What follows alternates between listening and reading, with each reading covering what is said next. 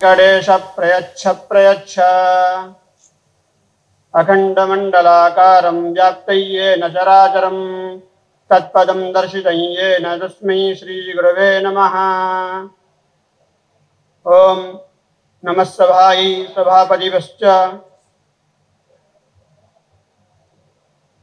आज मैं वेदों में सृष्टि विज्ञान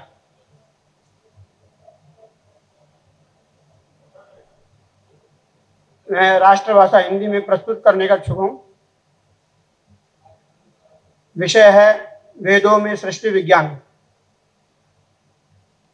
जैसा कि आप सब जानते हैं, एक सुप्रसिद्ध वाक्य है, वेदे सर्वम प्रतिष्ठितम। वेद में सब प्रतिष्ठित है और वेद अनादि नित्य और अनंत है। अनंता वै वेदाः।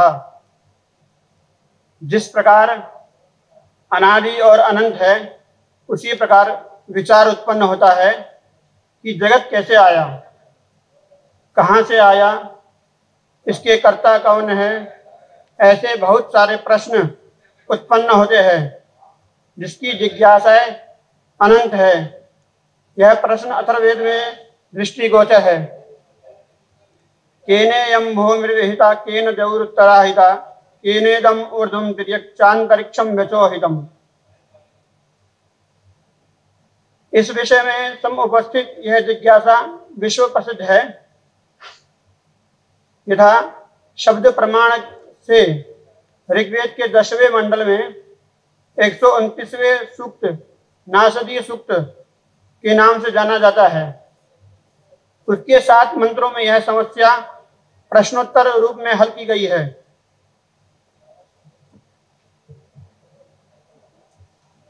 नासदासीन्नो सदासी तदानीं नासिद्रजो न व्योमा परो यत् किमावरीवः कुह कस्य शर्मन्नः किमासीत् गहनं गभीरम्। न मृत्युरासीद् अमृतं न दर्हि न रात्र्याः न आसीत् प्रचेतः आनिदवातं सदया तदेकं तस्मात् धान्य न किंचनास। प्रलय काल में न सत था और न ही असत। उस समय न लोक था और आकाश से दूर जो कुछ भी था वह भी नहीं था। उस समय सबका आवरण क्या था, कहाँ किसका आश्रय था और आगत गंभीर जल क्या था, अर्थात यह सब अनिश्चित ही था। उस समय ना ही मृत्यु थी ना अमृत था। सूर्य और चंद्रमा के अभाव में रात और दिन भी नहीं थे। वायु से रहित उस दशा में अकेला ब्रह्म ही अपनी शक्ति के साथ अनुप्रमाणित हो रहा था। उससे परे या भिन्न कोई और वस्तु नहीं थी। तमा आसीत् तमसा गुलमग्रे प्रकेतम सलिलम सर्वमा इदम तुच्छेनावेदम सजासीत् तपस्मयिना जायतकेकम्। कामस्तदग्रे समवर्तदाधि मनसो रेदा प्रथमं यदासीत् सतो बंधो वसति निरवन्दन् हृदि प्रतिष्ठया कवयो मनीषा।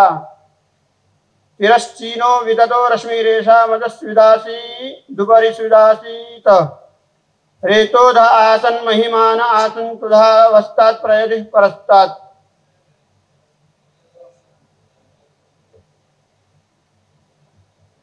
सृष्टि से पूर्व प्रलय काल में अंधकार व्याप्त था। सब कुछ अंधकार से आच्छादित था। अज्ञात अवस्था में यह सब जल ही जल था और जो था वह चारों ओर होने वाले सत असत भाव से आच्छादित था। सब अविद्या से आच्छादित तम से एकाकार था और वह एक ब्रह्म तत्व के प्रभाव से हुआ। सृष्टि के पहले ईश्वर के मन में सृष्टि की रचना का संकल्प हुआ। इच्छा पैदा हुई क्योंकि पुरानी कर्म राशि का संचय जो बीज रूप में था, सृष्टि का उत्पादन कारणभूत हुआ। यह बीज रूपी सत्पदार्थ ब्रह्म रूपी असत से पैदा हुई। सूर्य की किरणों के समान सृष्टि बीज को धारण करने वाले पुरुष भोक्ता हुए और भोग्य वस्तुएं उत्पन्न हुई। इन भोक्ता और भोग्य की किरणें ऊपर नीचे आड़ी तिरछी फैली। इनमें चारों तरफ भोग्य शक्ति निकृष्ट थी और भोक्तृ शक्ति उत्कृष्ट थी। यह सृष्टि किस विधि से और किस उपादान से प्रकट हुई, यह कौन जानता है? कौन बताए? किसकी दृष्टि वहां पहुंच सकती है? ऐसे कई सारे प्रश्न हुए, क्योंकि सभी इस सृष्टि के बाद ही उत्पन्न हुए हैं। इसलिए यह सृष्टि किससे उत्पन्न हुई, यह कौन जानता है? इयं विसृष्टिर्यत् आबभूव यदि वा दधे वा यदि वा न, यो अस्याध्यक्ष परमे व्योमन् सो अंगवेद यदि वा न वेदः। इस सृष्टि का अतिशय विस्तार जिससे पैदा हुआ वह इसे धारण किए है, रखे है अथवा बिना किसी आधार के ही है।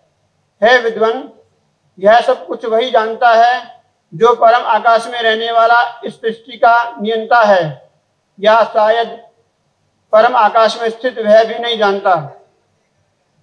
नासदीय सूक्त के द्वारा सृष्टि विज्ञान के बाद अब विभिन्न शास्त्रों में भी सृष्टि विज्ञान उद्धृत है, जैसे मनुस्मृति, गीता, सूर्य सिद्धांत इत्यादि। मनुस्मृति के अनुसार सृष्टि विज्ञान पर कुछ प्रकाश डालेंगे। मनः सृष्टिं विकुरुते चोद्यमानं विसृक्षया आकाशो जायते तस्मात् तस्य शब्दं गुणं विदुः। यह कहता है कि परमात्मा की रचने की इच्छा से प्रेरित हुआ मन महत्तत्व सृष्टि को रचता है। उससे प्रथम आकाश उत्पन्न होता है, जिसका गुण शब्द है, ऐसा ऋषि लोग कहते हैं। आकाशात्तु विकुर्वाणात् सर्वगंधवः शुचिः बलवान जो वायु स्पर्श गुणो मतः। जिस विकार उत्पन्न करने वाले आकाश से सब गंधों की ले जाने वाली पवित्र बलवान पवन उत्पन्न होती है, जिसका गुण स्पर्श कहा गया है। गीता के अनुसार भी विज्ञान पर प्रकाश डालेंगे। मयाध्यक्षेण प्रकृति सूयते सचराचरम हेतो नानेन कौन्तेय जगत विपरिवर्तते। हे अर्जुन, मेरी अध्यक्षता में प्रकृति चराचर सहित सर्व जगत को रचती है और इसी कारण जगत अनंत परिवर्तन करता रहता है। इस हेतु से ही संसार चक्र घूम रहा है। सूर्य सिद्धांत में भी सृष्टि का कुछ वर्णन पाया जाता है। यहाँ पे मैंने संक्षिप्त रूप में प्रकाश डाला है। युगानां सप्तति सैका मन्वन्तरमिहोच्यते कृताब्द संख्या तस्यांते संधिः प्रोक्ता जलप्लवः मसन्धरेस्ते मनः कल्पे ध्रेयाश्चतुर्दशः कृत प्रमाणं कल्पादौ संधि पंचदश स्मृतः इत्थं युग सहस्रेण भूत संहार कारकः कल्पो ब्राह्मणः प्रोक्तम सर्वरी तस्थितावती। इसमें सृष्टि विज्ञान की गणना पर कुछ प्रकाश डाला गया है। 71 चतुर्युग का एक मनवंतर होता है और सतयुग के समान उसकी संधि अंत में वर्णन की गई है। संधि समेत ऐसे ही 14 मनवंतर होते हैं। कल्पादि की 15वीं संधि होती है। इस प्रकार कुल मिला के 1000 महायुग तक परमात्मा जगत को विद्यमान रखता है। यह ब्राह्म दिवस अर्थात कल्प भी कहलाता है तथा इतनी ही उसकी रात भी होती है। कलयुग की गणना है 4,32,000 वर्ष। इसी प्रकार द्वापर युग 8,64,000 वर्ष। त्रेता युग की गणना है 12,96,000 वर्ष। सतयुग की गणना है 17,28,000 वर्ष। कुल मिला के चतुर्युग को अगर जोड़ा जाए तो 4,43,20,000 वर्ष होते हैं। इस प्रकार 71 चतुर्युग का एक मनवंतर होता है।